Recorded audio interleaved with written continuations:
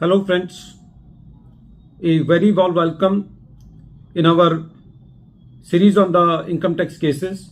Today we have brought a very important case in the line of section 148 cases, and this case is regarding the legality of the issue of notices which are issued by the revenue just on the basis of borrowed satisfaction, and the notices which are issued in letter and spirit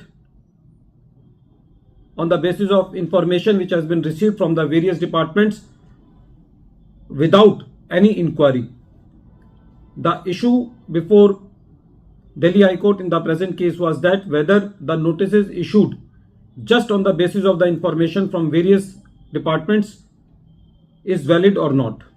This issue has been very well taken up by Honorable Delhi High Court in the case of Principal Commissioner of Income Tax versus Hari Steel and Journal Industries Limited, and this case is reported in 467 ITR at page number 248.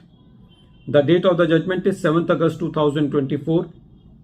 The facts of the case are: the assessment year is related to the assessment year 2005-6. The assessment of the assessee was already completed under section 143 subsection 3. After that, when this assessment was completed under section 143 subsection 3 on 8th March 2006, there was a survey of the sale tax department on the assessee after 2 months, that was on 11th May 2006. After 6 years, when this survey was conducted on the assessee and when this information was shared by the revenue, when the deadline was approaching, or you can say when the last date was approaching to issue the notice for the assessment year 2005-6, the revenue after 6 years after getting the information from the sale tax department issued the notice to the assessee under section 148 by just copying and pasting the reasons which have been received from the sale tax department by alleging that the assessee has suppressed its sale and this information was not disclosed by the assessee in the earlier assessment completed under section 143 subsection 3. The assessee raised the objections for the notice.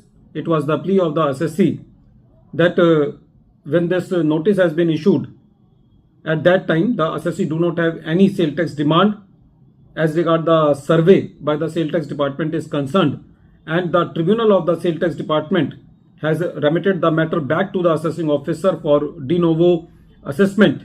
So according to the assessee, no outstanding demand was there in respect of that survey. So the issue of notice under section 148 to the assessee is not valid. But the assessing officer go ahead with the assessment, and when this matter was before the CIT appeal, the assessee also raised the objection of borrowed satisfaction which was not entertained by the CIT appeal. So when this matter was before the tribunal said that in the present case, because of the survey proceedings under sale tax department on the assessee, there were various authorities which have taken different stand, and in the present case the notice under section 148 has been issued by the assessing officer in letter and spirit with the information which has been received from the sale tax department for the formation of the belief, and without making any inquiry and without application of mind. The tribunal said that in the present case the status of the proceedings under the sale tax statute has not been verified by the assessing officer. If the assessing officer would have verified, then he would not have issued the notice under section 148 because there was no sale tax demand outstanding against the assessee. So in the present facts and circumstances, it can be said that the issue of notice under section 148 on the basis of the information received from the sale tax department is on the concept of borrowed satisfaction, which is not allowed under section 148 proceedings.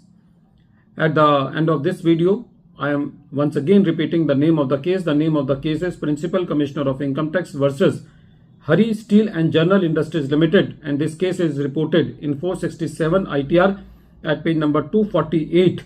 The matter has been decided by Honorable Delhi High Court on 7th August 2024. Thank you, friends.